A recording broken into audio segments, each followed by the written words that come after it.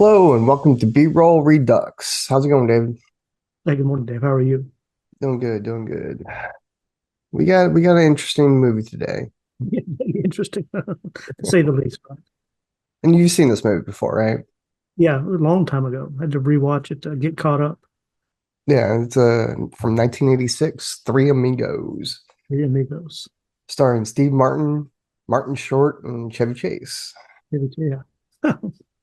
Yeah, It's it was really interesting. It's it's not like normal comedies, and I think that it makes it okay. A lot of times when you have comedies, and if they try to make you laugh, like really laugh, you start missing parts of the story, right. right? So not only do you have to worry about timing and comedy, you have to worry about, how you making your audience laugh. If you're watching SNL or something like that, a lot of time, or back in the day, you're laughing and then you miss half the skit, right? When you're a stand-up comedian, you tell a joke and you just wait for them to stop laughing, or then you continue. Movies, you don't have that. You have to Right. worry about like pacing and stuff like that. Right. Right. So the best way I can describe this movie is it tells a bunch of dad jokes Hmm. where it's like it's not making you laugh out loud, and continue laughing. It's just trying to get chuckles out of you. And I think it succeeded at that. So what do you think of the movie? I liked it. The like you said, they weren't trying too hard, but you do have three, comedic. I would say maybe comedic geniuses, uh, and so you're expecting something. So maybe it's easier to look through the subtext of it because you know that it's there. Uh, but they're just three goofballs that get caught up in they think they're being invited and they just fall into this real life drama of their alter egos. Yeah, I enjoyed it. Yeah, so they seem at the beginning to be phonies, actors, and Right. they turns out they go on a hero's journey, Hmm. and find out that, like you said, they're kind of like in their own little drama where they have to like go through that hero's journey and become those characters that they were actually playing on screen. Hmm. Right. And the film's directed by John Lannis, and he's done a lot of these type of comedies, not he's done some like, really funny movies, like Animal House, Blues Brothers, where it's like, Right. yeah, it makes you laugh, right? But then like Trading Places, Spies Like Us, Oscar, Coming to America, Hmm. kind of more of those dramatic narrative beat stories that just have those times where it's like, yeah, you get a chuckle out of your audience. Right. And like you said, with the actors that are involved, Steve Martin, Chevy Chase, and Martin Short, those guys are hilarious. Hmm. You know, physical comedians, which made it great because there was a lot of, physical Physicality. Right. comedy in here, Right. trying to do a rope swing, and you just plant on the floor, or you get stuck in the piata and you're just hanging Right. there, right? Um, very, very situational. Like I said, something happens and it's like it's not overly exaggerated funny, but it is to get that, just that little laughter of it. Hmm. That's all Right. they need. Yeah, like real life moments. Like you mentioned, most of his films coming to America and Trading Places, they're real life. They're just funny moments, and they amp them up to get that humor. But it's really just life in general, and just looking through somebody else's eyes on the story. Yeah, which is funny. Life is funny. Life is hard. Comedy and drama. Yeah. And at the box office, it didn't do that great. It cost $25 million to make, and it only made 32 point 39.2 Yeah, million. yeah. Not much money. I'm So like surprised if at that. if half of that goes to the box, to the studio, they didn't make the money back, right? Right. But it had a cult following, of course. DVD sales always help back then. You don't get that boost like you do nowadays, but it's still on a streaming service, Right. various streaming services. So they do get money here and there from it. So it's made its money back since 1986, that's for Right, sure. right, right, right. Yeah, or is anyone out there like rushing to remake it? No, Probably not. no, No. I didn't see it, as a PC problem. I thought it did all right. Um, sure, when you get down to Mexico and you have all the bandits like that, it's like, yeah, can you say they're stereotypes? Like, what's not stereotypes, right? right. You know, Well, was it 1926? It was I that think it's was supposed that's to what be that like was. in like 1916 or something like that. So they were silent film stars. Right, silent film star. I love the opening. I forgot the opening. Over, with the makeup on the, because it's silent. It's really funny to Well, yeah, watch. I mean the makeup on them, they do that because the particular type of orthochromatic or whatever Right, the film. Right, film, it didn't do midtones all that well. So you had to put, white powder on your right, and the face, lips and eyes. and Yeah, darker lipstick on, to highlight, your mouth and your eyes. So right. um, yeah, like I said, I always have those little funny moments where it's like, and also that misunderstanding. Like you said, they thought they were coming down there to do a show. They Right, get fired because they wanted more right, money. right. And I love the studio heads like, oh, where are you living? Oh, the studio mansion? Not Right, anymore. It's like, where'd you not get those anymore. clothes? The Right, studio? It's like, yeah, it's like, and then calls it a wardrobe and they're just undressing, right. like repossessing all their belongings and stuff. Yeah, that was funny. I like to see. I didn't realize that. What's his name? Uh, Phil Hartman was in. I didn't see him in the credits. He Yeah, must have he was been. just one of the business guys, and Yeah, I John didn't, but I Lovitz didn't was see him in there the as well. credits. I Yeah. didn't even see him in the opening credits. But yeah, I Well, always liked Phil he Hartman. had such a small role. The opening Small, credits wouldn't have gone in there. right, You know, John Lovitz as well. They were basically just playing two right. studios. Um, but yeah, I mean, all those little time moments, I really enjoyed them doing the telegram. Because that's always Oh, one the of those company things in was all the westerns. Like, okay, he's counting all the words. Like, oh, that's gonna right. be so much. Like, oh man, we only have 10 pesos. Like, I'll give you the 10 peso. Right, right. That was funny. And And then infamous, like, well, yeah, back infamous. then it's like how many people knew what infamous was, Right, right. not Infamous. just famous, he's infamous. That was funny. That was a hoot. And I never really liked Martin Short. I don't know why. Uh, I'm not like him, but I've never seen many movies with him.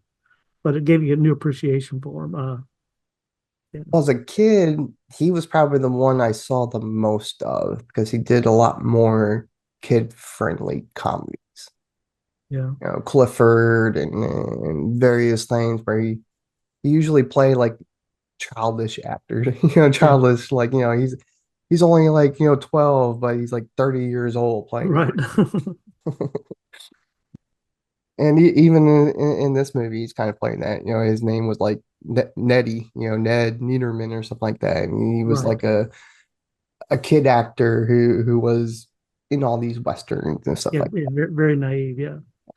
Yeah. So, this movie was basically a parody, which a lot of movies were back then, of like the Magnificent Seven. Hmm.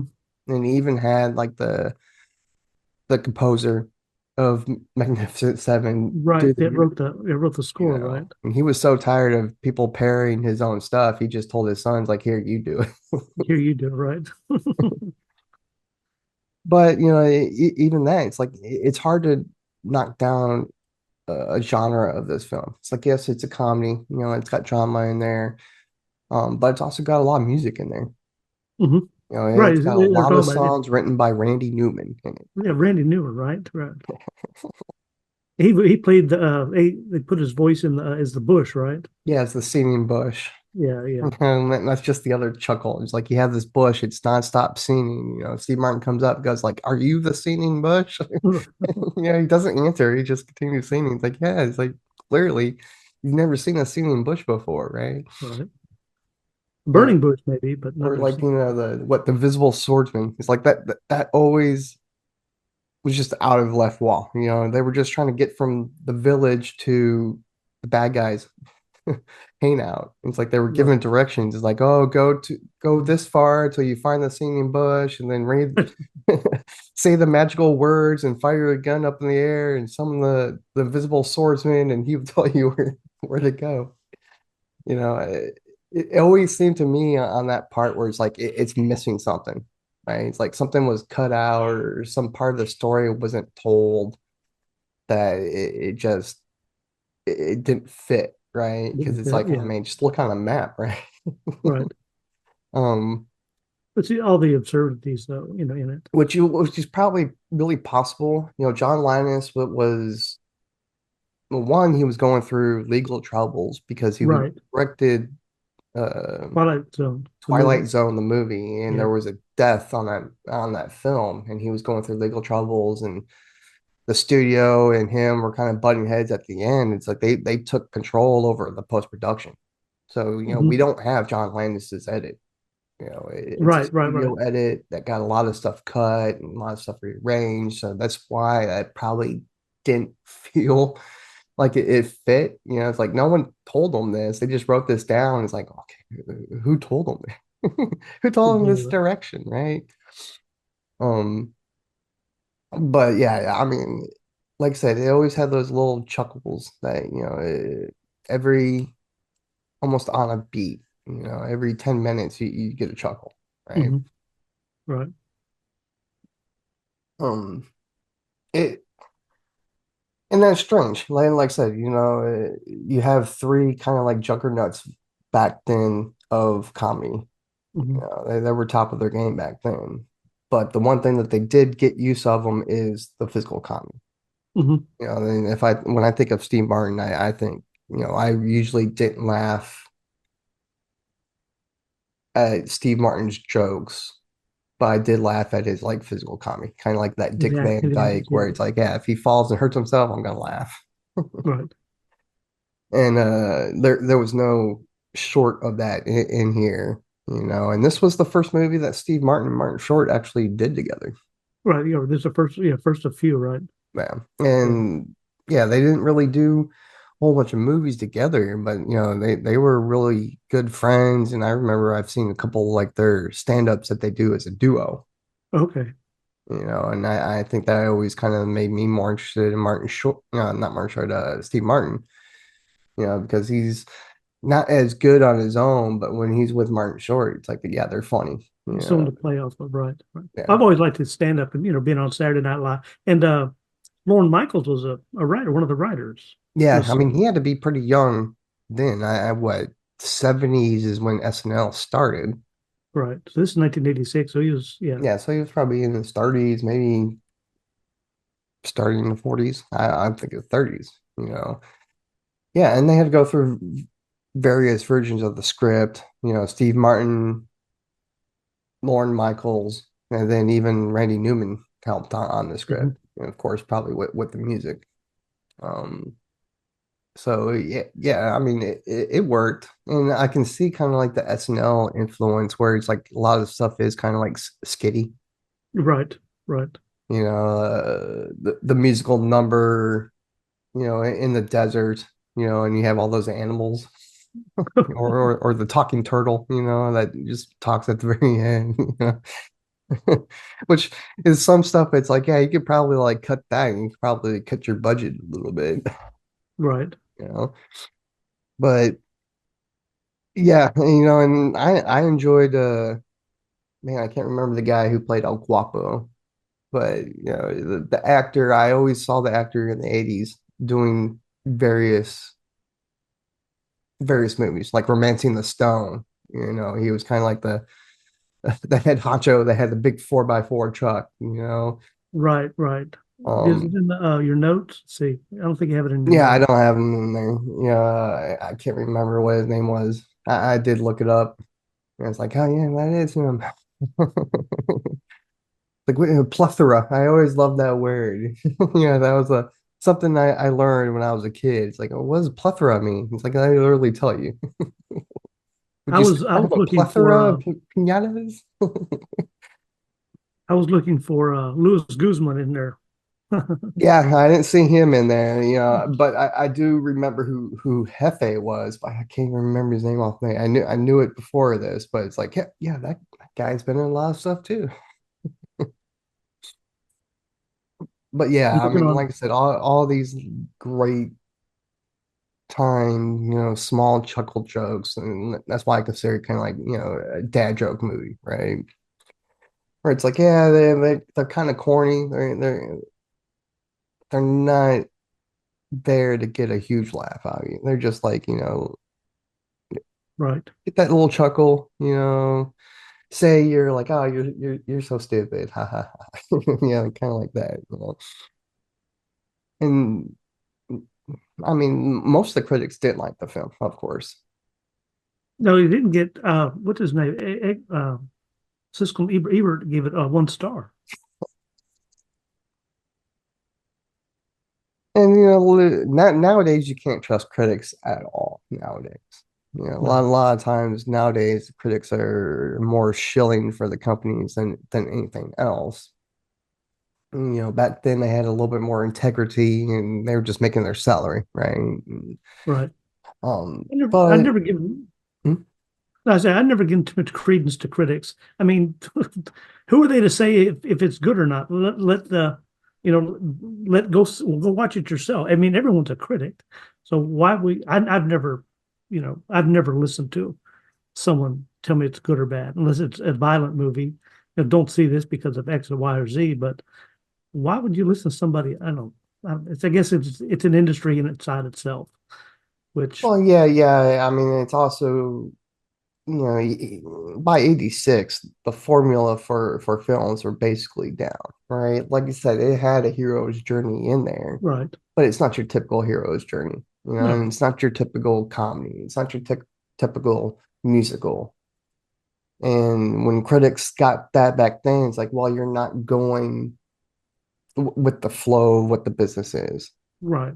right? You're And not so, replicating the things that had success. right. Even back then, that's what it was all about. It's like, hey, when you make a movie, you want to be successful, you need to make it in the format and go along with what already was successful. Right. Well, that's true. That's true. But who's to say what? I mean, I guess the box office will tell, and the box office did tell this. So maybe they were right. But why do you want to listen? Go see it for yourself. Go make your own decision. That's my opinion. Go see it for any of these movies we watch.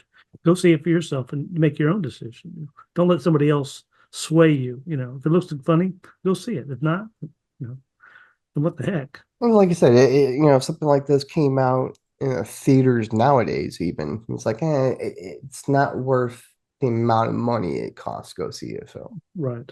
Most movies, I think nowadays, it's like, man, that ticket price and how much it costs to go to see a movie is like, most of it's not worth that. Yeah. Right to DVD. Right. Yeah, yes, or the streaming services, Right. since we got so many other ways to watch films and TV, it's like, man, I'll watch it there. And it's like, I'm Mhm. paying for a streaming service. It's like, well, that much money, yeah, it's worth it, right? Um, but like I said, if it was defined in one genre, it probably would have been more successful. If it's more of a comedy, it might have done a little bit better, but comedies didn't do that great. It's not like comedies make a whole bunch of money at the box office, No. unless it's a kids movie, or even nowadays, since I guess the late 2000s or mid 2000s, where it's like The Hangover, that adult comedy, Hmm. even Right. though it's can actually make money now. But back then, I don't see it working as a complete musical. I don't go to a whole bunch of musicals, Hmm. but musicals back then tended to make okay money. But action films made money in the 80s.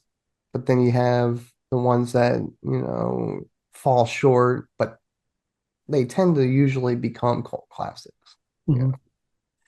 Well, what did they say? Did you find out? I didn't look much from the history, but what was the history? They just decided to make this movie out of from what? What was the precipice to make this movie? I couldn't I find didn't anything. find that. I But, believe the person that wrote the story was Steve Martin, and they were just doing a parody of Magnificent Seven. okay, so that You was know? Yeah, the antagonist. So just let's do that, right? yeah, something that's already been done. Parodying Magnificent Seven has been done several times. They decided like, hey, let's jump on the bandwagon and put our little spin on it, right? Right, right. Yeah.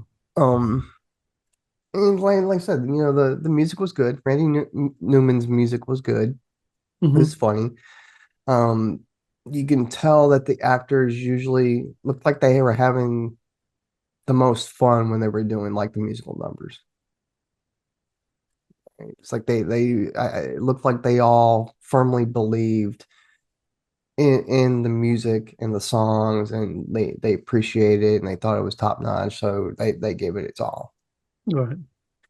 And I know Steve Martin was known for a little bit to hard work with, but Chevy Chase was is known to be hard to work with. Oh yeah, yeah, right. We So had, yeah.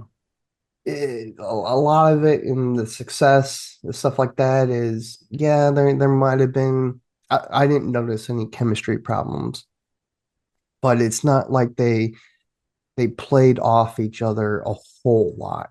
Hmm. Especially Chevy Chase. Steve Martin and Martin Short played off each other a little bit, but a lot of the times, Chevy Chase was in scenes himself usually, or with some other people, not with the two leads, right? Either he's playing the piano and then Steve Martin and Martin Short are dancing and singing, so they're not really together there. Right.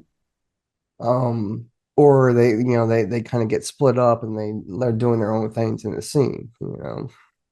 So yeah, I mean, it, it's hard when you have budding personalities and that, but I don't think anyone else would have been able to like help the movie be better, right? But Was go ahead. no, was Martin Short on a Saturday Night Live? He wasn't on Saturday Night Live, was he? He's not on a Saturday Night Live. I don't think he is. No, I don't think he was. I think he was on a different one. I don't think it was like the Chicago ones. But I think he was in Like the Canadian version Second of City? No, was that Second City? it might have been Second City. I just was Like I kind of said, he was somewhere where he got his start. I think he started more of on stand-up comedy than the others. interesting. And it's funny because he's probably the one that had the least biggest career. I mean, it's hard to tell. I mean, Chevy Chase had probably the longest where he actually played in a lot of studio films, Right. right? He had already done a vacation. Had vacation one of those vacation movies that they started yet? I think those were after this. After? Okay. I mean, but I have to yeah, look at the it's around that time. But then you had like what the golfing one, right? Which was oh, the Caddyshack. He was in Caddyshack. Yeah. Caddyshack and the National Lampoon movies. Yeah. He did a couple of Fletch movies. Like, oh yeah. So yeah, I Yeah. mean, he seemed to be a little bit bigger on like the studio name using him. Steve Martin, I believe, was doing a lot more writing than he was doing acting. Right. And like I said, Martin Short did a bunch of kind of kid movies. Hmm. Yeah, I mean, he was very stereotyped, and it was hard to use him in a film, in other places. He had a very distinctive look, and his Right. size. It's not like he's got the demands of Tom Cruise where you can put Right. him on Apple boxes all the time Right. Right. to Right. change his height in movies. Right. Um, when I look at Martin Short, it's like, man, you can almost interchange him with what Rick Moranis, right? That's true, right? That's true. I think I've got those two confused before. And his name doesn't go bode well with Martin Short. Like Martin Short, and you are short. Yeah, it's got to be a stage name, probably. I hope so. It was fun. I like the beginning. I was hoping to see the horses on a trailer being pulled through the desert when they were, but yeah, it was. I liked it. It was funny. Yeah, and you mentioned the horses, like a lot, all of them were riding horses, so they were all able to do that. One of the funniest or awkward scenes that there was when the first time they were putting on their show. The three bandits came into Santa Poco, and they were intimidating them by riding around in circles and fire their gun in the Right, air. And they had like the shot where it's like they're not actually riding the horses at that time because they get a good medium of them. So you don't see the horse, but you see them from waist up, right. and they're not bobbing up and down. And that's how you know Just you're on a horse. running They're just around. circling around. The camera is Right, following them, circling them. It's like, okay, to me, this shot is awkward. I never kind of like that shot when they kind of like attach the camera to you and it's pointing right, towards you and you get that kind of angle. And that's how the type of shot was almost. But I understand how it kind of fit in the scene because they were acting awkward. They were acting weird, right? You have Martin Short doing some crazy eyes and right. tossing the gun in between each hand, trying to intimidate these guys. And it's like they're not really intimidating. So if I put myself in the eyes of the bandits, I'm like, yeah, I'm feeling really awkward and trying to figure out like what's going on. Right. I'm about to rewatch that scene. Yeah, and with that particular shot style, that framing and the way they shot it, it's like, yeah, that's how it makes me feel. It's like, oh, it's a real awkward camera angle, awkward movement. You can tell they're not on a horses, so something feels off, but it's like Right. kind of emphasizes how insane and awkward these people are at that moment. you Hmm. know. But That's other good. than that, it's like there was only maybe one other scene, and there was only a couple of shots where it's like they weren't actually on horses, when they were riding away from Al Guapo's, town. And it's like they showed a couple of closer up shots of the actors, and it's like, okay, yeah, they're not bobbing up and down, they're not on horses. Right. But it's like, a lot of effort was put on it. And we talked about other movies and how they had there's a lot of movies that came out around this time that had a lot smaller budget than this film. Hmm. Rocky, had a smaller budget in this film. You know, Right. when you're doing a Western, Westerns were huge, back in the 70s and 60s. And they kind of died down because, it's not cheap. No, no, no.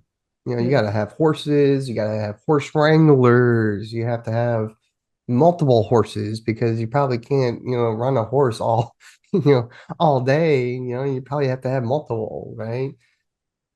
Then you have at least three horses, because there's three main actors. Hmm. And then you have all the bad guys, and man, at that time there was like 50 of them, 50 Right. horses, 50 That's guys a lot on of horses. horses. Then you have all the stunts. How many guys were shot and killed and had to fall, and just starts adding up and up and up and up. And that price for westerns were just at some point, unmanageable, right? You Right. just have to have some point where saying, enough is enough. There's got to be, it's cheaper to shoot a modern action than it is to shoot a western. Right. I was But watching. go ahead. So I was talking about when they fell. Couple when they fell from the banister. I was looking at the cuts. You can see a straight cut. It's just like funny when they fall out of the in the bar scene. Oh, there. I mean, yeah, there. I mean, there's a lot of like, falls. Right. Even like I like the Martin Short one where he's been hanging up like on a rope and his feet are stuck in the piano for like, Right. like 10 minutes. He's been up there. And they find Chevy Chase. It's like, what's going on? A gringo is falling from the sky, and then boom, Martin Short, falls down and crashes on the table, and Right. you know, yeah, I mean, so many, or he's just getting the guns. It's like, oh, who's that guy? It's like, oh, that's Juan or Jorge. It's like, Jorge, hold up your hat, hold up here. You think he's gonna shoot the hat and he just shoots the guy, and he falls off the house. There had to be dozens and dozens of Right. scale. That house isn't like a one-story house. It was a two, three-story Well, house. it was a big, yeah, big house, right? So those stunts just add up, add up, add up. Right. I always enjoyed you know, even though when they're doing things right, things are still kind of like, ridiculous, right? Hmm.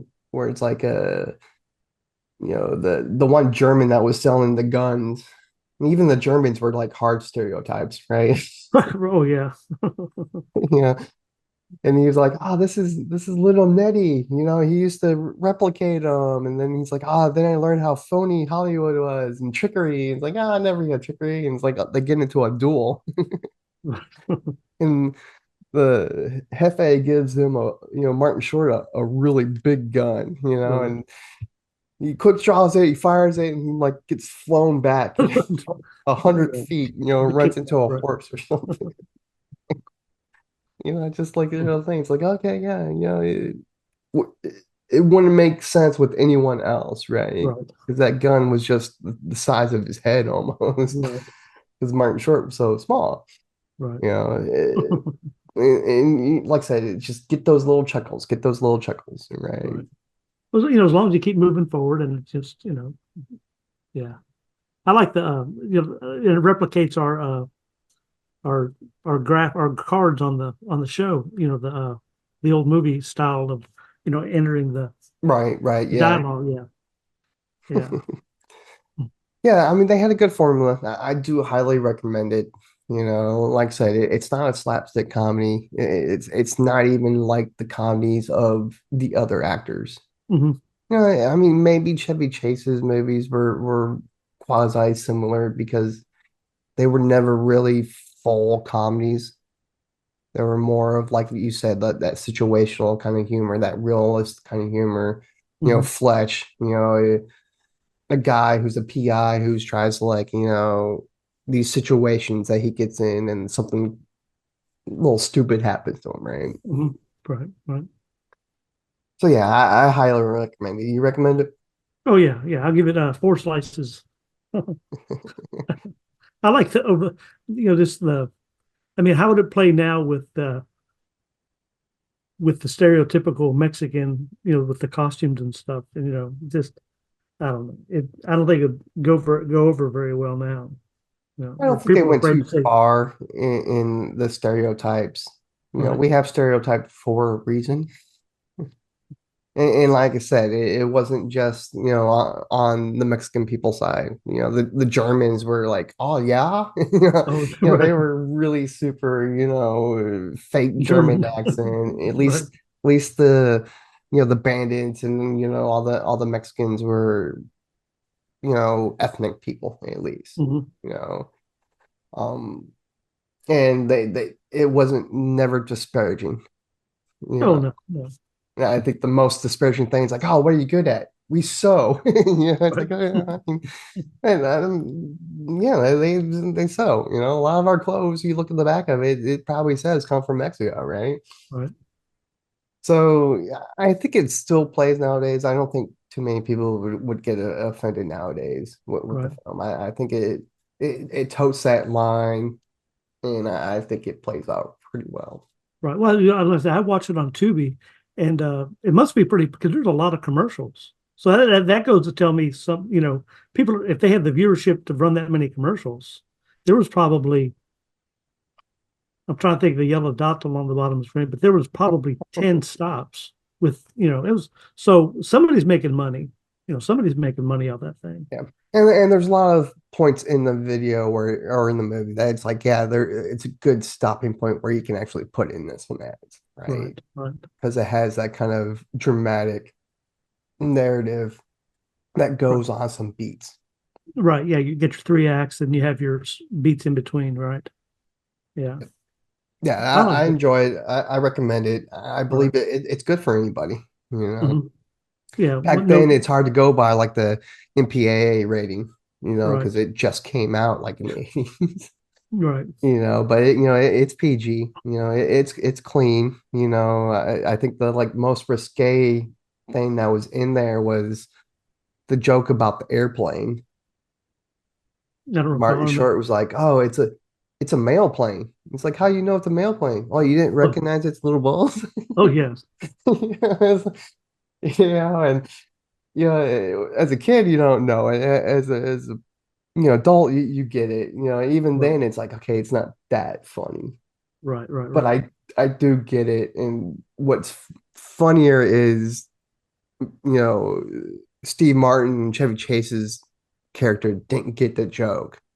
But Martin Short, the guy who told the joke, was kind of like chuckling himself. Right. And that's how I feel. Where it's like, yeah, it's that dad joke. It's like, okay, the only person that thinks that joke is funny is you, Dad. Right. Been there, But when you done that. grow older, you're kind of like, it resonates a little bit more with you, Right. right?